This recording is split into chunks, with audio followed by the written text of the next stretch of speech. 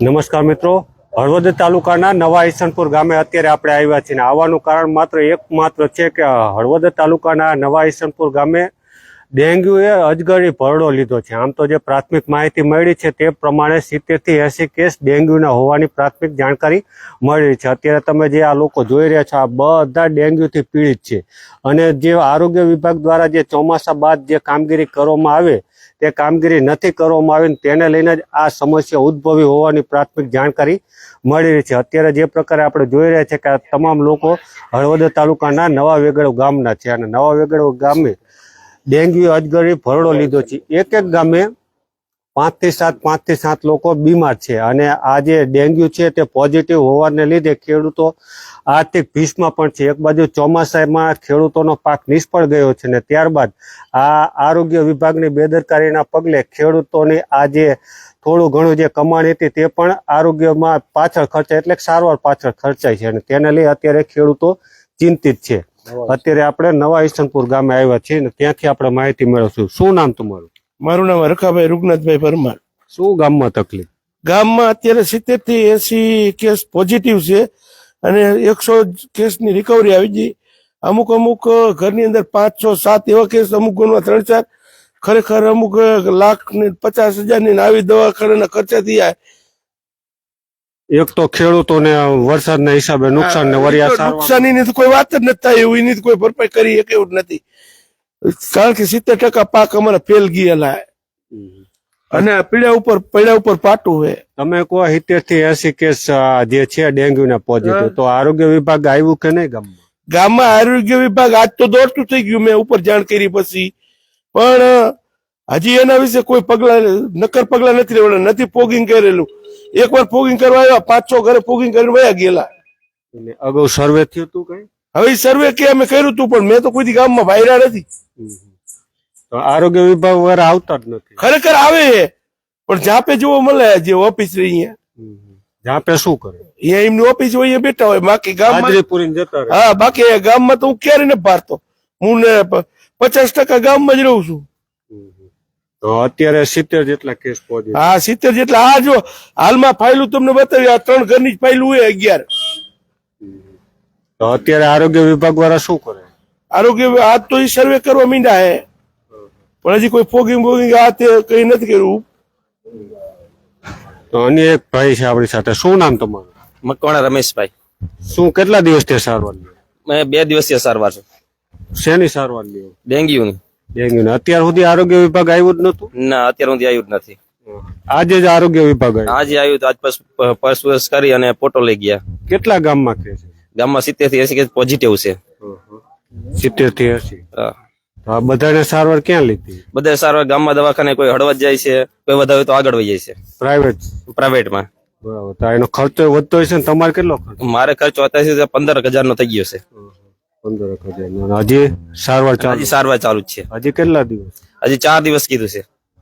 તો આરોગ્ય વિભાગની ટીમ આમ તો તમને જે નજરે દેખાય છે તે આરોગ્ય વિભાગની ટીમ છે અને આજ એમને ખબર પડી કે હળવદના નવા ઈસનપુર ગામે ડેન્ગ્યુનો ખતરો આટલો બધો. શું નામ તમારું? નારાયણભાઈ કાનજીભાઈ મકવાણા. કેટલાક ડેન્ગ્યુના કેસ તમારા ગામમાં? લગભગ 80-90 કેસ છે. 80-90 કેસ. ક્યાં ક્યાં સારવાર લીધું? કોઈ હળવદ જાય, કોઈ ગામમાં છે ડોક્ટર અહીંયા સારવાર લે, અથવા સુરેન્દ્રનગર જાય, મોરબી જાય, એટલે ટૂંકમાં પ્રાઇવેટમાં જાય, કોઈ સરકારીમાં જાય. કોઈ તમારા ગામમાં આરોગ્ય કર્મી નથી આવતા? ના, મેં જોયા નથી ભાઈ. એટલે ક્યાં અગાઉ કઈ ફોગિંગ ઓલા ચોમાસા દરમિયાન પાવડર ને નાખી દે આવ્યા હતા? તો ઘણો ટાઈમ થઈ ગયો, 2 મહિના પહેલા પણ ચોમાસામાં આવ્યા. ચોમાસા નાખી વહી ગયા હતા. કેટલી શેરીમ નાખી? થોડીક શેરી નાખી હતી, અમારા ઘીરે દાયા નથી ભાઈ. થોડુંક નાખી ગયા, ખાલી હાજરી પૂરી ગયા. ઘરે ઘરે તપાસ કરવા કઈ આવે? ના, ઘીરે નથી કોઈ આવ્યું જ નથી. કોઈ આવતું જ નથી. ઘીરે કોઈ આવ્યું જ નથી. અને અત્યારે આ આરોગ્ય કર્મી બધા આવ્યા છે, તમે આ બધા જોયા? એમને આ જે લોકો આવ્યા એમને ક્યારે જોયા તમે? ના, જોયા જ નહોતા. આ જે આરોગ્ય કર્મી આ બધા જે સ્ટાફ દેખાય ને તમને? ના, જોયા જ નથી. જોયા જ નથી ને. એટલે આરોગ્ય કર્મીને આજ ખબર પડી કે હળવદ તાલુકાના નવા ઈસનપુર ગામે ડેન્ગ્યુ આટલો બધો ફેલાયો છે ને તેને લઈને જ અત્યારે આરોગ્ય વિભાગ હરકતમાં આવ્યું છે. ખાસ તો જે વાત કરવામાં આવે કે ચોમાસા દરમિયાન જે અલગ અલગ કામગીરી કરવામાં આવતી હોય, ફોગિંગ કે પછી સર્વે કરવામાં આવતું, આ સર્વે ને બધું જે નહીં કરવામાં આવ્યું તેને લઈને આરોગ્ય વિભાગ અત્યારે દોડતું થયું છે અને તેને લઈ હવે આરોગ્ય વિભાગ શું કામગીરી કરશે અને કરશે કે કેમ અને કેવા પ્રકારની કરશે, આ તમામ સવાલો છે. આભાર મિત્રો. અમારે કેવું હોય રોગના ઇન્ક્યુબેશન પીરિયડ ઉપર જાય તો 15 અત્યારે તમે દિવસનો સર્વે કર્યું, કેટલા જાણવા મળે?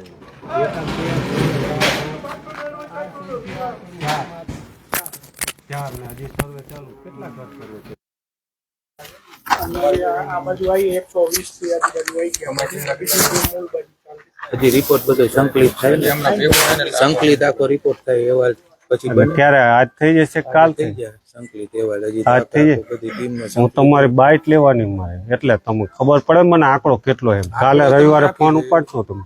આંકડો તમને હમણાં સંકલિત કરીને આપી દે. આંકડો નહીં, મારે ઇન્ટરવ્યુ કરો તો હળવદ ઓફિસ આવી કરી. જિલ્લામાં જવું પડે ઇન્ટરવ્યુ એ તો હું જિલ્લામાંથી લેવડાવી લઈશ. ઇન્ટરવ્યુ તમારે જિલ્લામાં જવું પડે.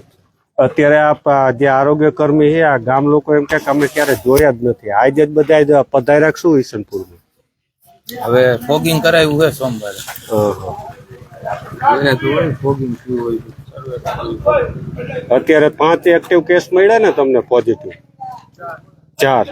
હજી આંકડો વધશે એવું શક્યતા ખરી ને? તમે તો 120 જોયા, મોટું ગામ જ આ બાજુ. સંકલિત એવા ભેગો થાય ને પછી સાચું એટલે ક્યારે આજ થઈ જશે ને, આજ 7 સુધીમાં થઈ જશે ને. કાલ જ મેં હો કરાવી. પૂછો, તમારે કઈ પૂછવાનું હોય 8 તો થી 10 ઘરે કર્યું તું, ફોગિંગ બધે ન કર્યું. અને ભલે 4 કે લાવું ઓલા ફાઇલું, ભાઈ 4 જ કેસ કે હે હજી. આ લાવું ફાઇલું 50 લઈ આવી તું, 50 ફાઇલું લઈ આવી તું. ભાઈ આયા તો એમને મેં રિપોર્ટ જ દેખાડ્યો. હવે મારી પાસે રિપોર્ટ કરાવેલો હોય ને, એક જ સ્પેશિયલ પોઝિટિવ નો રિપોર્ટ લ્યો ને, મેં એક જ આદમી નો કરાવેલો હોય ને, એને પોઝિટિવ લખીને આવી. તે પછી મારા ઘરે 3 બીજા કેસ આવ્યા છે. હવે એમાં એ રિપોર્ટ અમે કરાયો નથી, અમે તો અકાઉન્ટમાં છે સાહેબ અમને કે એવી રીતે હાલે, એટલે એ રિપોર્ટ નથી કરાયો તો એ નહીં લખ્યા. એ કે નહીં એક જ પોઝિટિવ હોય, આ 3 જણા પોઝિટિવ નથી રિપોર્ટ તમારો, એટલે એ નથી લખવાનો આવતો. તો એ માણસ ડેન્ગ્યુ નહીં થઈ ગયેલો.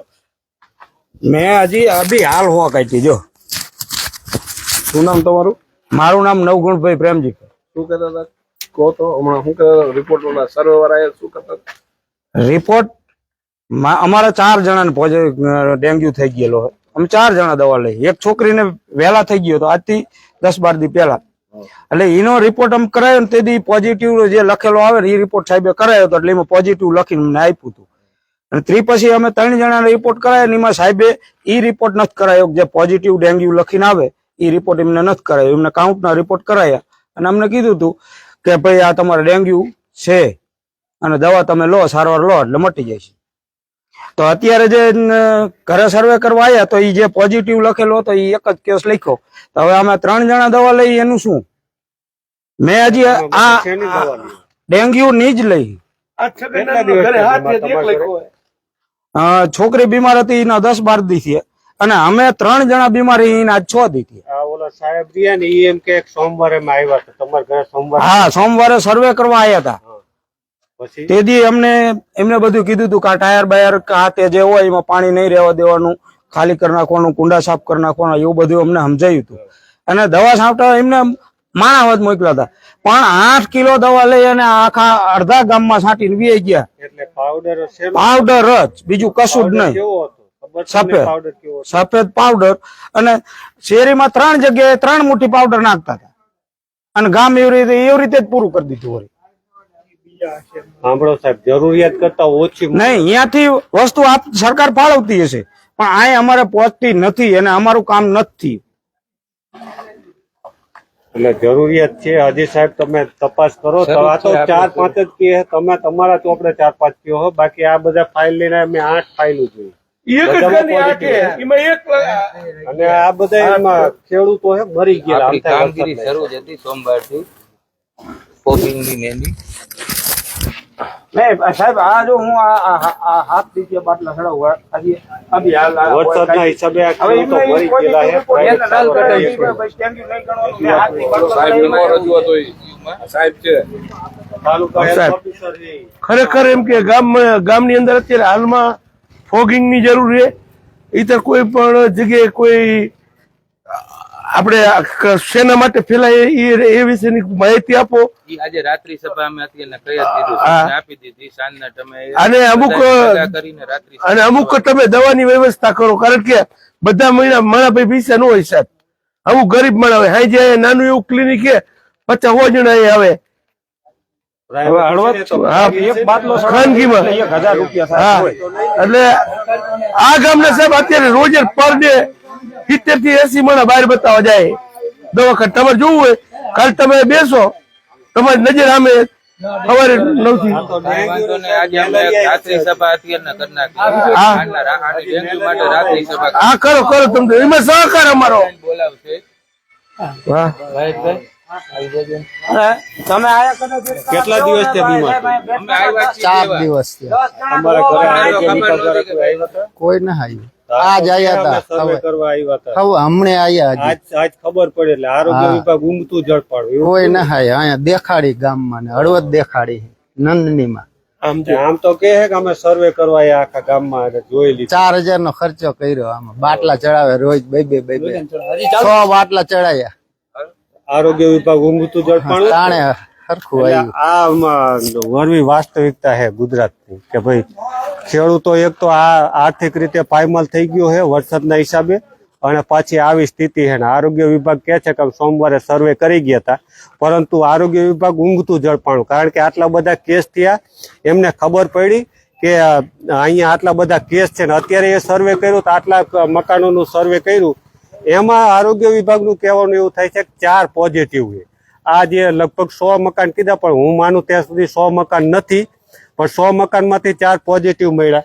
આ બાજુ લગભગ 150 થી 200 ઘર હશે ને એમાં હજી પોઝિટિવ કેસ મળે એટલા આભાર. એટલે ભગવાન ભરોસે આખું ગામ છે ને હવે આરોગ્ય વિભાગ જાગ્યું છે ને આરોગ્ય વિભાગ હવે શું કરે છે શું કરશે એ જોવાનું રહ્યું. આભાર મિત્રો.